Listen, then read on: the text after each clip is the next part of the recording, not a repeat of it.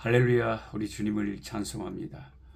오늘 또 주 예수님을 사랑하는 하나님의 사람들과 함께 유튜브를 통해서 말씀 공부하고 1년의 성경 일독하는 꿀송이 보약 큐티 말씀을 시작하겠습니다. 2024년 11월 12일 화요일을 문을 활짝 열었습니다.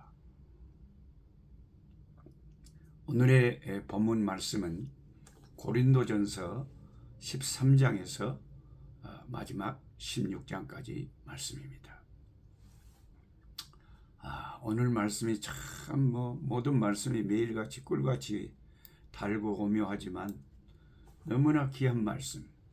고린도전서 15장 45절에 첫 아담과 마지막 아담, 그 다음에 첫 아담과 두 번째 아담이 나옵니다. 제가 이것을 교회 다니는 여러분에게 성경 시험 문제를 낼 때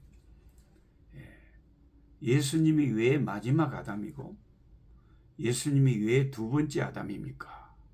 이렇게 딱 주관식으로 물어본다면 진짜 생각이 있고 성경을 제대로 아시는 분들은 주관식으로 답을 딱 쓰실 거예요.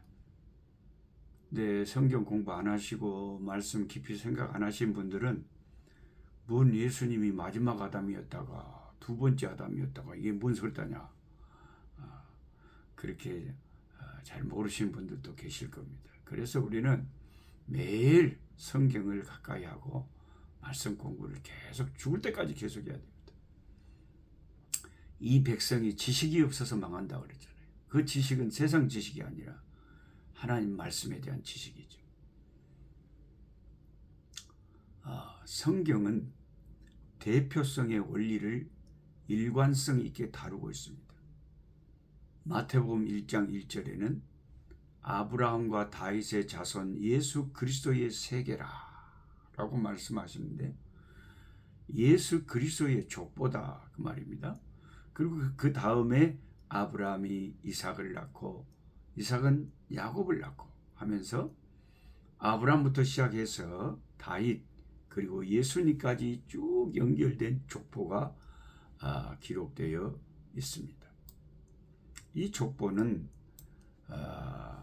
예수 그리스도의 족보지만 여기에 이중적인 의미가 포함되어 있음을 우리가 알아야 된다고 서울 남포교회 원로이신 박영선 목사님이 강조하십니다. 저 박영선 목사님 설교를 참 좋아합니다. 목사님 젊을 때 꼭 형사 콜럼보처럼 설교하셨거든요. 사람들은 아브라함이 믿음이 좋아서 아들을 바쳤다고 하지만 저는 하나님께서 아브라함의 모가지를 쥐고 끌고 갔다고 생각합니다. 아브라함의 열심이 아니라 하나님의 열심인 것이죠. 그런 식으로 완전히 저는 이제 형사 콜럼보를 보는 같이 참 그 목사님 설교가 귀에 쏙쏙 들어왔어요. 지금은 이제 겁나게 할아버지가 되셨더라고요. 그래도 가끔씩 유튜브 보면 말씀하시죠. 박영선 목사님. 누가복음 3장 23절에서 28절에는 이 마태복음의 족보를 아브라함 그 이전까지도 올라가서 아담과 하나님까지 연결시켜서 보여줍니다. 그래서 예수님의 이중성을 보여주는 것이죠. 예수님의 이중성이라는 말은 그가 사람의 후손인 동시에 하나님의 아들이라는 이중성이죠. 너무 신비하죠.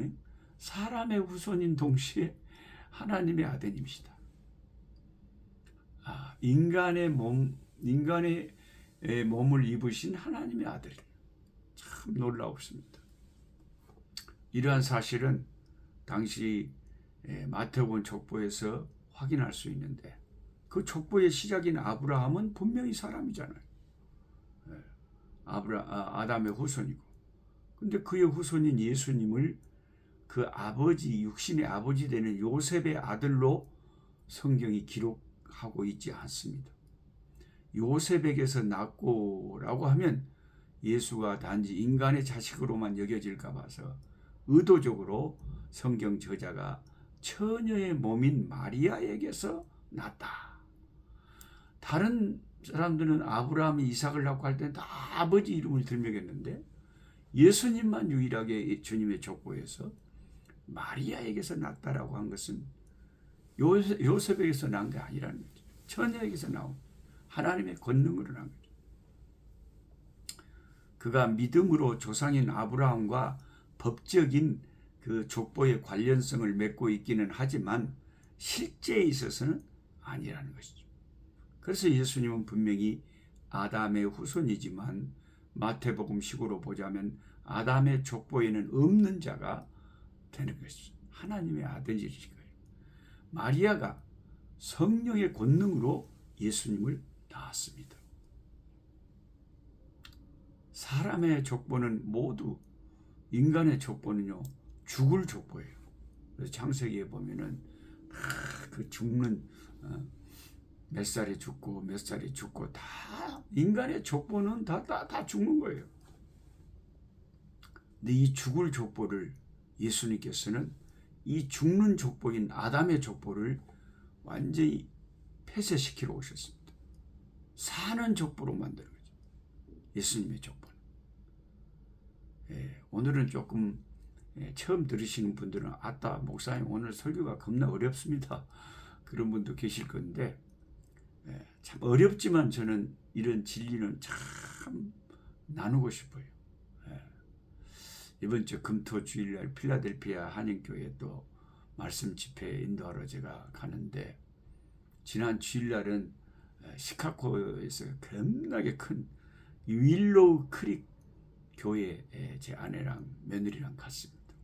근데 얼마나 교회가 큰지 호수가 있어요. 교회. 예배당 안에 가서 의자에 앉았는데 막 10,000명 이상이 동시에 예배 드릴 수 있도록 오메 놀래고 대단해.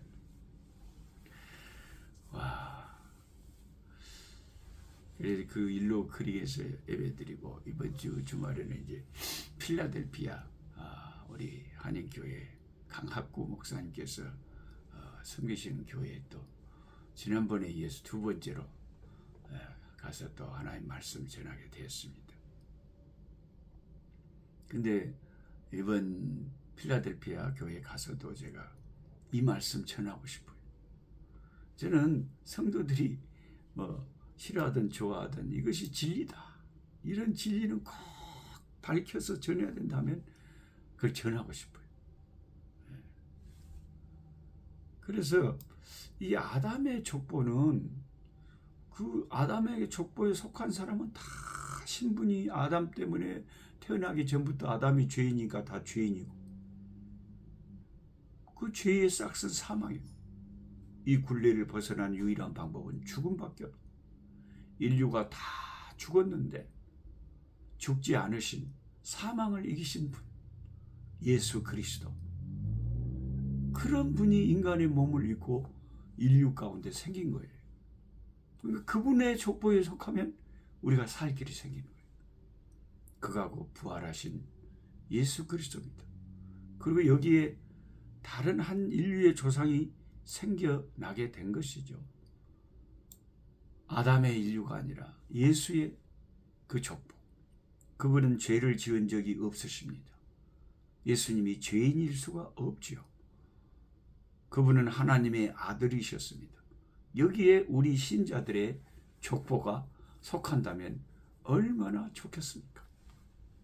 우리는 예수를 믿게 되면 하나님의 아들의 후손이 되는 거죠. 예수님께서 십자가에 죽으신 것은 아담의 족보를 없애버리기 위한 것이고 그분이 부활하신 것은 새로운 족보를 여시기 위함입니다. 아담의 족보에는 생물학적으로 태어나는 자가 들어갑니다. 그렇죠. 그리고 예수 그리스도의 족보는 영적으로 믿고 중생한 자가 그리스도의 족보에 들어가게 됩니다.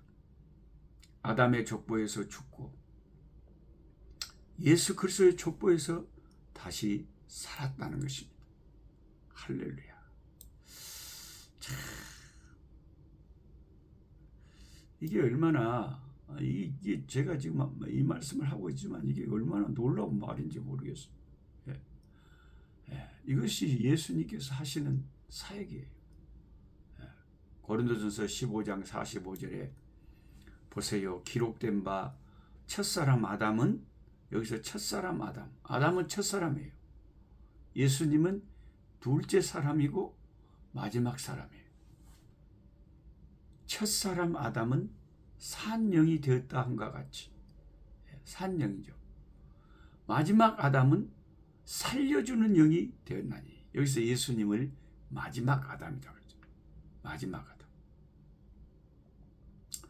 예수 그리스도를 마지막 아담이라고 하는 이유가 뭐냐요? 이걸 제가 시험 문제를 내면 여러분이 이렇게 답을 쓰셔야 돼요.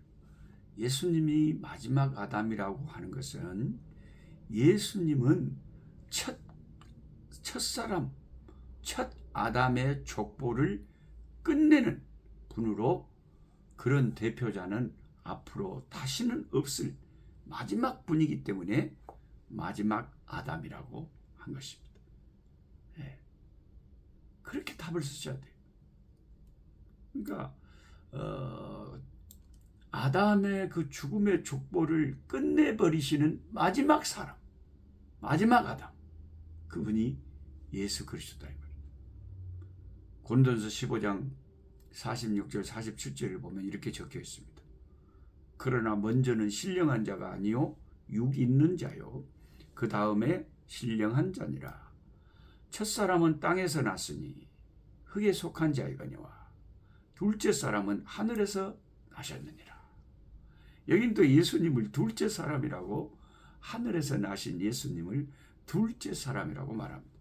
조금 전에는 마지막 사람이라고 그랬더니 이제는 둘째 사람이라고. 왜 그러냐? 두 번째 대표자이기 때문입니다. 이렇게 말하면 답을 듣고 보면 겁나게 쉬워요. 이게. 그렇죠? 예수님이 마지막 아담이라고 부른 것은 이 첫 번째 아담을 끝내버리시는 마지막 분이기 때문이고, 두 번째 아담이라고, 두 번째 사람이라고 하는 것은 두 번째 대표자이기 때문에 그렇다. 아담이 첫 번째 대표자, 예수님이 두 번째 대표자. 예. 예수 그리스도는 첫 번 아담이 대표자로서 만든 족보를 끝내버린 마지막 아담이고, 또한 죄인의 대표자였던 첫 아담의 족보를 끝내고 새로운 생명의 족보를 연 둘째 사람인 것입니다. 이것이 성경이 강조하는 대표성의 원리, 대표성의 원리. 그러니까 내가 죄를 짓기 전에 내가 죄인이 된 것은 대표성의 원리 때문에. 우리 조상이 죄를 지어가지고 내가 그냥 우리 지금 손녀딸 유해일도 곧 태어나기 직전인데 태어나는 순간 죄인이에요. 아무 죄도 짓기 전에 죄인이에요. 왜? 부모가 죄인이니까. 부모는 왜 죄인입니까? 아담부터 아담으로 인간은 다 죄인이라. 그게 대표성의 원리라는 거죠. 개가 새끼를 낳았어요. 그러면 그게 개지 뭡니까? 개의 속성 그대로 가는 거. 부모가 개니까. 똑같은 거예요. 우리의 인간의 조상이 죄인이라면 인간들은 다 죄인일 수밖에 없다. 그게 대표성이라. 그래서 이게 우리가 아담에게 내 족보가 속해 있기만 한다면 죽음을 면할 수 없고 사망을 면할 수가 없는데, 내가 예수님을 나의 구주로 믿어서 내가 예수님의 족보에 속하게 되고 하나님의 가족의 일원이 된다면 우리에게 생명의 구원의 영생의 소망이 생기게 되는 거죠. 내가 잘해서 구원을 받겠어요? 예수님 덕분이죠. 예. 이 대표성의 원리를 우리가 자꾸 되새김질해야 되는 거예요. 사람들은 내 자신을 보면서 죄 사함받고 구원받은 확신을 얻으려고 하니까 그게 안 되죠. 우리는 불완전한 인간인데 내가 어떻게 확신을 주겠어요? 못 주지. 아주 은혜스러울 때는 내가 할렐루야 구원받았네 막 그럴 수 있지만, 막 시험 들어서 그냥 마귀 짓거리를 하고 죄를 짓고 그러면 어머 나는 마귀 새끼인가 봐, 나는 하나님 자식이 아니야, 이래서 확신이 확 떨어졌죠. 이게 나를 보면, 자신을 보면 확신을 못 얻는 거예요. 그래서 그리스도를 보라는 거예요. 눈을 들어 주를 보라, 내 모든 염려 주께 맡겨라. 그러니까 주님을 봐야 여기에 구원의 확신이 생기는 거예요. 대표성의 원리를 붙잡아야 돼요. 믿음을 가져야 구원의 확신이 생기는지, 나를 바라보면 내가 죄인인데 어떻게 확신이 생기겠어요? 내가 범죄하지 않았을 때도 아담 때문에 내가 죽을 수밖에 없는 죄인인 것처럼, 내가 죄를 짓기 이전에도 천성적인 죄인이 되어 아담 때문에 죄악 세상 가운데 살면서 영원한 형벌을 받을 수밖에 없었던 것 같이, 똑같이 그리스도 안에 사는 모든 신자는 그가 그 칭찬과 축복과 영생을 받을 아무런 조건이나 이유가 안 되는데도 불구하고 누구 때문에?